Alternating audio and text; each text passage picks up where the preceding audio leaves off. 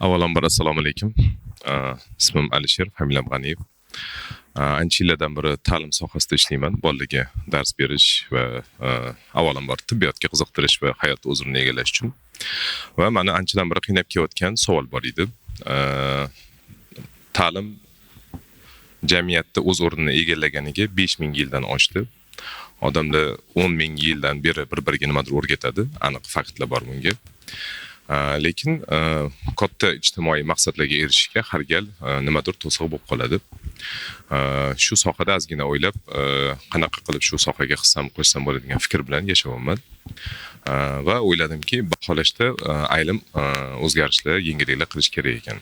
Va bugungi men taklifim bilan tanishtirib o'tmoqchiman. Men tasavvurimda shunaqa narsa bor. Avtomobil masalan yo'lda ketayotgan paytda yo'lga qarab o'zi chapga, o'ngga burib boradi, to'liq o'zini manziliga yetib borish uchun. Agar avtomobilni rulini bir tarafga burib qo'yadigan bo'lsak, u bir joyda aylanaveradi. Va bitta dona yechim bilan faqat chapga burish bilan yoki faqat o'ngga burish bilan avtomobilni manzilga yetkazib bo'lmaydi. Xuddi shunaqa baholashdagi ayrim elementlarni hisobga olmasdan turib faqat sonlar bilan yoki faqat ayrim kriteriyalar bilan baholayversak bo'ladi. Ta'lim jarayonida katta o'zgarishlar qilish qiyin. Endi insoniyat o'zini ikkita katta yutug'i bor. Bu birinchisi yaratuvchanligi, ya'ni kim nimanidir yaratadi. Jamiyat bizga, tabiat bizga har xil muammolarni beradi va biz bu muammolarni o'zimizning bilimimiz, dunyo qarashimiz bilan yechamiz. Va bir vaqt o'zida jamiyat o'zini yaratgan katta yutuqlari bor, qaysi kimsa saqlab qolishimiz kerak bo'lgan. Masalan, mehribonlikni kriteriyalar o'zgarmagan yoki tirishqoqlikni yoki qiziquvchanlik o'zgarmagan. Bu narsani saqlab qolish muhimroq. Ularni yangisini yaratish emas, boricha saqlab qolish muhimroq. Bu munosabatlarda va jamiyatda ertangi kun uchun muhim. Endi baholashda bo'lish mumkin bo'lgan ayrim muammolar bor. Bu yerda kichkina lozunga yozdik. Bolalarning kelajagining o'rnini egallashda baholash yo to'siq yoki bir yechim bo'lishi mumkin. Biz asosan e'tibor bergan bo'lsanglar, baholashda 2, 3, 4, 5 va hokazo sonlardan foydalanamiz. Endi dunyoda har xil baholash mexanizmlari bor. Kimdir 100 ballda, kimdir 10 ball, masalan, IELTSda 9 ballda baholashadi. Va hokazo shu sonlar bilan foydalanadi. No, boshqa belgilar bilan baholanish mezonlari ham bor. Kelinglar ko'rib chiqamiz baholashda nima o'zgarishlar qilmoqchimiz va o'zi nimaga bu kerak. Keyingi iltimos.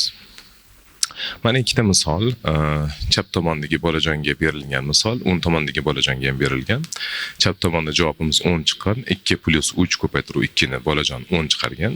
O'ng tomondagi bolajon 2 + 3 ko'paytiruv 2 ni 8 chiqargan.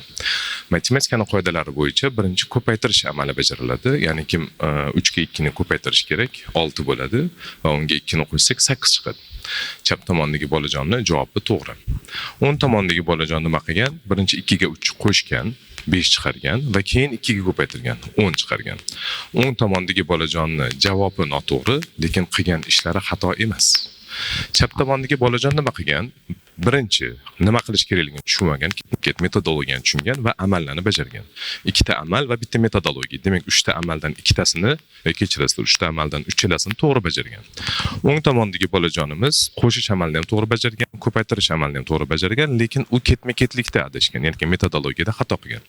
3 ta amaldan ikkitasini to'g'ri qilgan. Shuning uchun javob xato va ko'p holatlarda bunaqa bolaga 0 qo'yamiz. Afsuski bu bola o'zini ikkita qilgan amali uchun bahosini olmaydi. Chap tomondagi 3 ta amal qilgani uchun masalan 5 baho olsa, o'ng tomondagisi 2 ta amal qiladi, lekin qaysi turmada masalan salbiy yoki 2 baho olishi mumkin.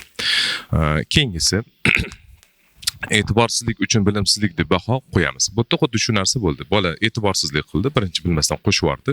Balki boshqa sabablar ham bordir. Men endi bu yerda e'tiborsizlik deb baholadim, o'zim chunki o'ylab topganligim uchun bu narsani. Va e'tiborsizsan deyish o'rniga sen bilimsizsan deyishimizga to'g'ri keladi unga va bu bolani o'zini o'rnida, o'z holatida qolishga emas, o'zini holatdan kamroq motivatsiya olishga yoki kerak bo'lsa boshqa holda tahqirlanishga sabab bo'lishi mumkin.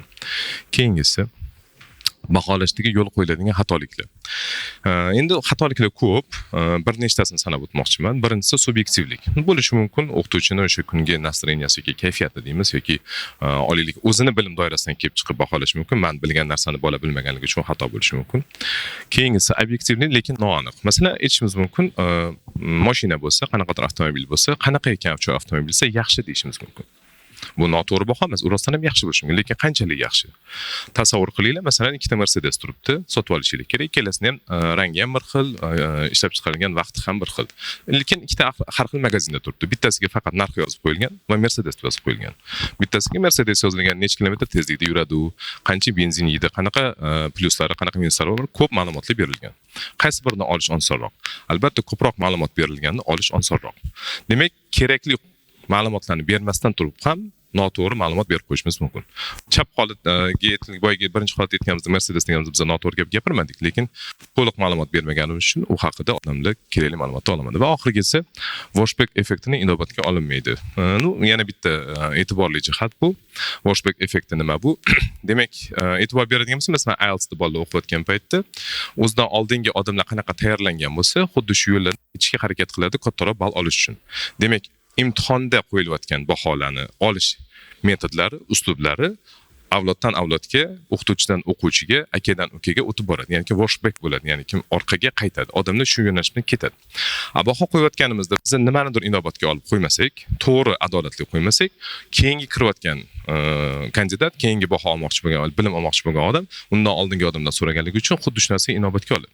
Masalan, o'qituvchining kayfiyatiga bog'liq deb aytadigan bo'lsa, demak, o'sha kayfiyati yaxshi tomonini kutadi u o'qish o'rniga.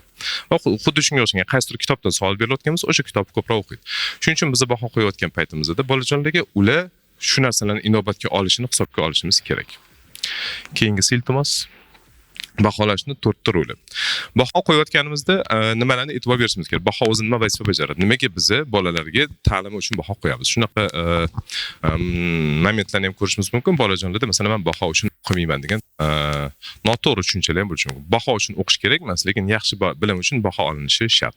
Chunki biz hamma narsani baholaymiz. Masalan, men shu kiyimimni sotayotgan paytimda kiyib ko'rganman, unga baho berganman, oynaga qarab ko'rganman. Menga o'zimga yoqsa, yarashsa olganman. Agar uni menga razmeri to'g'ri kelmasa yoki shunga o'xshagan qanaqadir muammolar bo'lsa, olmas edim. Narx to'g'ri kelmasa. Demak, baholashimiz shart. Birinchisi, baho bu valyuta. Valyuta bilamiz, iqtisodiyotda boshqaruvchi bitta qismi. O'rtada pul bo'lmasa yoki almashinadigan bir valyuta bo'lmasa, odamlar ishlay olmaydi. Men tovar ishlab chiqarsam va uni narxini hech kim belgilamasa, menda motivatsiya bo'lmaydi. Xuddi shunaqa davlatlarning o'rtasida ham valyuta bor. O'quvchi va o'qituvchining o'rtasida ham valyuta bor. Bu valyuta baho. Men yaxshi o'qib keldim, menga yetarlicha to'g'ri baho qo'yildi va men ertaga nimaga o'qishim kerakligini tushunaman. Xuddi shunaqa menga ko'proq baho qo'yib olsa, men o'qimasdan ham baho olish mumkinligini tushunib qolaman va kamroq olaman, o'qiyman yoki kamroq baho qo'yilsa, menga o'qiganimdan ko'ra motivatsiya bo'ladi. Men ertaga kerak bo'lsa o'qimasligim ham mumkin. Shuning uchun bu bozorni boshqaradigan, xuddi pulga o'xshab, o'qituvchi va o'quvchi o'rtasidagi munosabatni boshqaradigan valyuta. Ikkinchisi, saralash vositasini bajaradi. Biz saralaganda nima deymiz? Yaxshi yoki yomonga ajratmaymiz. Qaysidir bolalarimiz matematikani yoki fizikani yaxshi o'qiydi va undan yaxshi baho oladi ular. Lekin u odam masalan olaylik, boshqa qaysidir fandan chizmachilikdan yoki rasm chizishda masalan o'zimda shunaqa bo'lgan, yaxshi chiza olmas edim. Pastroq baho olaman. Va meni boshqarayotgan o'qituvchi tushunadiki, meni qaysidir tarafga yo'naltirish mumkin. Matematik, fizika yoki shu sohalarga meni jo'natish osonroq, chunki men shu sohada osonroq bo'laman. Yoki bo'lmasam, meni qaysi jihatimga ko'proq e'tibor berish kerak? Masalan, men o'sha yaxshi chiza olmasam, demak, men shu darsdan qo'shimcha dars olishimga moyilligim borligini ota-onamga, davlatga va ta'lim muassasasiga aytishim mumkin. Uchinchisi, o'qituvchining faoliyatiga baho beradi. Albatta shunaqa. Masalan, men shu guruhga dars o'tdim, lekin bu guruhning bolalarini bahosi ancha pasayib ketdi men dars o'tgan paytimda. Xuddi shunaqa boshqa o'qituvchi dars o'tdi, baholari ko'tarildi. Tabiiy baholari tabiiy ravishda, adolatli ravishda ko'tarildi. Boshqa imtihonlardan ham ular chet el imtihonlarida yoki boshqa ta'lim muassasalari olgan imtihonlardan yaxshi baho olish boshladi. Demak, bu o'qituvchi mendan yaxshiroq ishladi. Bolalarning bahosini ko'tarilgani, bilimini ko'tarilganini ifodalasa, bir vaqt o'zida o'qituvchini faoliyatini ham isbotlab beradi. Va to'rtinchi, jamiyatda rivojlanish tendensiyasini prognozlaydi. Masalan, olaylik, hozirgi kunda bitta sohani tanlab olamiz. Masalan, IT sohasini tanlab olamiz. Bolajonlar shu IT yoki shuni o'rgatadigan sohalar bo'yicha yaxshi baho olayotgan bo'lsin. Lekin bir vaqt o'zida olaylik, boshqa sohadan, olaylik fizika fanidan baholari pasayib ketayotgan bo'lsin, agar to'g'ri baho qo'yiladigan bo'lsa hammaga. Davlatni boshqarayotgan yoki davlatdan yoki jamiyatdan nimadir kutayotgan odamlar shu baholarga qarab butun hammani statistikasini yig'gan, datasini yig'gan holatda aytoladi. Avlodda mana shunaqa muammolar bor. Hozir shuni to'g'rilamasak, ertaga 10-15 yildan keyin shunaqa kadrlar bizga yetishmovchilikka kelib chiqadi. Yoki naborot, mana shunaqa avlod yetishib chiqyapti, ularga ish joyini ta'minlab berishimiz kerak. Shuning uchun baholarning to'g'ri qo'yilishi avlodlarni qaysi tomonga qarab rivojlanayotganligini ko'rsatib beradi. Keyingisi iltimos. Xo'p, endi boyagi holatimizdagi momentlarni bitta ikkinchi momentini ko'rib o'tamiz. Biz bolani bilimiga baho qo'yamiz, lekin bir vaqt o'zida bolada bilimdan tashqari boshqa yutuqlar ham bor. Uni harakatchanligi, uni mehnatkashligi, uni sabrliligi, uni diqqatliligi yoki kerak bo'lsa salbiy jihatlari qanaqadir shoshqaloqligi yoki qaror qabul qilayotgan paytda ko'p ikkilanishlarni hisobga olmaymiz. Uni bilimi pastroq bo'lsa, masalan, 4 qo'yamiz, bilimi balandroq bo'lsa 5 qo'yamiz. Lekin bilimi balandroq balki qobiliyatligi oson olgandir. Bu uni aybi emas albatta. Lekin bilimi pastroq odam ko'proq mehnat qilgani uchun qobiliyati pastroq bo'lgani uchun bilimi pastroq bo'lib qolsa yoki bahosi shunga yarasha past bo'lib qolsa, shu bahoga qarab unga solishtirgan paytda shu guruh ichida bo'linish paydo bo'ladi. Xohlasak, xohlamasak raqobat paydo bo'ladi. Raqobat nimasi yaxshi, nimasi yomon? Biznesda yoki olaylik boshqa bir sohalarda raqobat yaxshidir. San o'z ishingcha ayniqsa sport sohasida bilamiz, raqobat juda katta yutuqlarga olib keladi. Lekin jamiyatda va tabiatda raqobat foyda emas, odamlar o'rtasidagi raqobat nazarda tutamiz, aynan holatda zarar ham kelib qolishi mumkin. Xabarimiz bor, masalan, sovuq urush paytida ikkita katta gigant davlatning o'zaro raqobatning orqasida Orol dengizi yo'q bo'lib ketdi. Sabab suvni masalan paxtaga yoki boshqa shu narsaga ishlatildi. Demak, raqobatni tabiatga va jamiyatga foydasidan ko'ra ayrim holatda zararlari bor ekan. Bu raqobat qanday paydo bo'ladi? Bu maktabdan o'sib keladi. Maktabda raqobat nimaga paydo bo'ladiki, meni qilgan hamma mehnatimni unikidan afzalroq ko'rsatish uchun kimdir yo'l qo'ymasligi mumkin. Uni kimdir inobatga olsa, men unga qarshi kurashmas edim. Masalan, men balandroq sakray olaman, lekin hozir sakray olmadim. Yonimdagi ko'proq baho oldi. Shuning uchun uni bahosida men o'z uchun ertaga yana ko'proq majbur bo'laman harakat qilishga. O'z-o'zidan uni yenggandan keyin u meni yengishga harakat qiladi. Biz hamkorlikka, kollaboratsiyaga emas, raqobatga, konkurensiyaga kirishimiz mumkin. Endi shuning uchun menda nima taklifim bor? Bolalarning bilimidan tashqari boshqa xususiyatlarini ham inobatga olish to'g'ri. Ularni ertaga o'zini bahosini anglab olish uchun. Keyingisi iltimos. Endi boyagi momentni ifodalab beryapti. Demak, adolatsizlik bo'lsa, bola mehnat qildi, uni bilimiga baho qo'ydik, mehnatkashligiga baho qo'ymadik va u adolatsizlikni his qildim deb o'ylaydi. Va bunaqa bola xohlasa xohlamasa, ozgina bo'lsa ham agressiyani, ozgina bo'lsa ham o'zida adolatsizlik his qilgandan keyin boshqalarga nisbatan u qo'polroq munosabatda bo'lishi mumkin va uni noroziligi xohlasa xohlamasa qahrga va oxir oqibat husumatga olib kelishi mumkin. Keyingisi iltimos. Endi yechim. Nima yechim taklif qilamiz? Yechimimiz shundan iborat. Biz sonlar bilan bilimini ifodalayotgan bo'lsak, xuddi masalan metr oldikda, mana shu chuqur 5 metr ekan dedik. Kimdir anta chuqur qazidi, boshqa metr bilan o'lchadik, unaga 6 metr ekan dedik.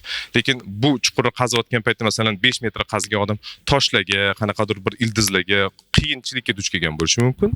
Uni yeri shundoq ham yumshoq bo'lgan bo'lishi mumkin, oson qazib olgan bo'lishi mumkin.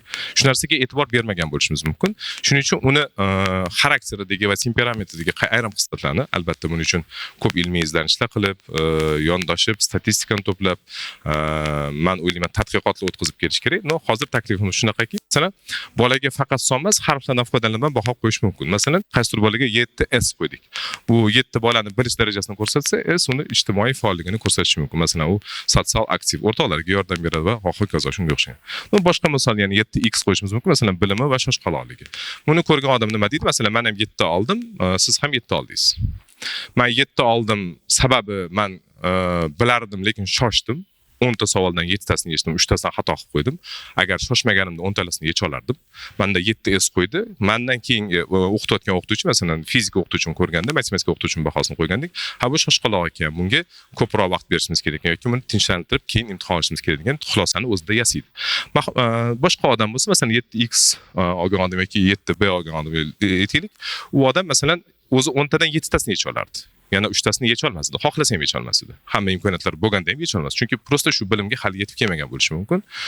Lekin shu holatda unga masalan 7B qo'ysak, masalan 7 bardoshlik qo'ysak yoki sabrli qo'yadigan bo'lsak yoki 7M qo'ysak, mehnatkash qo'yadigan bo'lsak, uni shu darajaga mehnati olib kelganligini ko'rsa, o'qituvchi unga boshqacha yondashadi. Demak, unga birinchi osondan boshlab o'rgatib keladi. Demak, bu qiynalarkan tushunishga, lekin chidayotgan o'rganishga.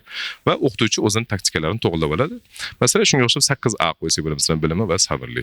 Endi bu narsalar albatta o'ziga yarasha bitta statistikadan, o'ziga yarasha bitta ilmiy izlanishlardan o'tkazilishi kerak. Men taklif sifatida bildirayotgan narsa, umid qilaman, kelajakda o'ziga yarasha asoslarga ega bo'ladi. Keyingisi iltimos. Nima o'zgaradi? Agar shunaqa narsa qilsak, hayotda nima o'zgaradi? Birinchisi, o'quvchi o'zini tushunishni boshlaydi. hech kimga deyarli maktabda aytilmasa kerak yoki aytilsa ham kam bo'lishi mumkin. Sen shoshib qolasan, temperamenting bunaqa, seni xaraktering bunaqa, mana bunaqa plyuslaring, mana bunaqa minuslaring bor. Biz faqat bilimlariga yondashib ketamiz. O'quvchi o'zini tushungandan keyin imkoniyatlarni ham oson baholaydi. Masalan, odamlar bor, aytadi, masalan, men ham yoshligimda boksyor bo'lgim kelgan. Boksyor bo'lish uchun nima yetmaydi menda? Boksyor bo'lish uchun menda qat'iyat yetmaydi. Men birovni yuziga tushira olmayman. Undan xafa bo'lishim mumkin, u bilan munosabatlarimni buzishim mumkin, lekin butun kuchimni to'plab uni yuziga tushira olmayman. Bu meni boksyor bo'lishimga olib keldi. Bu meni mehribonligimdan. O'qituvchi yo'l ko'ra olishi nima degani? Bu o'qituvchi bolaga qanaqa yondashsa to'g'riligini tushunib yetadi. Keyingisi, ota-onalar farzandlar haqida ko'proq professional ma'lumotga ega bo'ladi. Ota-onalarimizga professional yordam berish muhim. Sababi ota-ona birinchi investor hisoblanadi. Bolasiga ko'p pul, ko'p mehnat, ko'p mehr, kerak bo'lsa sog'lig'ini ham tikadi. Va shuncha investitsiyaning orqasidan qanaqadir o'ziga yarasha natija kutadi. Natijani biz qayerdan olamiz? Masalan, qo'limizdagi qaysidir tovarga kimdir professional yondashib bersa, masalan, men uyimdagi kir mashinam bor, men uni juda ham yaxshi taniyman. Deyarli har hafta bir marta gaplashamiz. Hamma narsasini ko'rganman. Lekin u buzilib qolsa, baribir meni aqlim yetmaydi, professional usta chaqirishim kerak. Shunchalik tanasam ham uni. Xuddi shunaqa bolamizda ham bo'ladi. Biz uni o'zimiz tug'ganmiz, o'zimiz katta qilganmiz, lekin qaysidir jihatlarini boshqa odam ko'rishi kerak, chunki ayrim holatlarda ota-ona mehr ko'zi bilan qaraydi, ayrim xususiyatdan inobatga olmasligi mumkin. Va oxirgisi jamiyat adolat tomon harakat qila boshlaydi. Men asosiy g'oyam shundan iboratki, o'ylayman, hamma adolatli bo'lgan joyda, hamma o'zaro adolat bilan yondashgan paytda kamdan kam holatda konflikt kelib chiqadi. Ming afsuski ko'rib turibmiz, ko'p yillardan beri dunyoning har xil chekkalarida urushlar bo'lyapti. Afsuski hozir ham bor va bularning ko'pchiligining tagida mehr emas, qahr turibdi. Bu qahrning paydo bo'lishiga maktabdagi ozgina o'ziga yarasha adolatsizlik sabab bo'lgan bo'lishi mumkin. Men o'ylayman, bu adolatli jamiyatni qurish uchun bolalarning hamma xususiyatlarini hisobga olish kerak va bu juda ko'p urushlarni oldini olgan bo'lar edi. Keyingisi Xo'p, endi yakuniy qismga kelamiz. Ta'lim bu termometr emas, ta'lim bu to'g'ri yo'nalish ko'rsatish. Demak, biz bir narsani o'lchab, mana shu bola shunaqa ekan deb chiqarib yuborish emas. Bizning vazifamiz masalan termometr vazifasi nima? O'lchadik, haroratimiz masalan 37 chiqdi va bu shunaqaligini ko'rsatadi. Ta'limni nima qilish kerak? Faqat o'lchash bilan birga to'xtab qolmasdan, uni qayerga qarab ketish kerakligini ko'rsatish kerak. Senga bu yo'l to'g'riroq deb. Xuddi eski ertaklarda bo'lardi. Chapga ketsang, otingni ayirlasan, o'ngga ketsang, boyligini ayirlasan, xuddi shunga o'xshagan odamlar qaror qabul qilishi osonlashishi kerak. Keyingisi iltimos.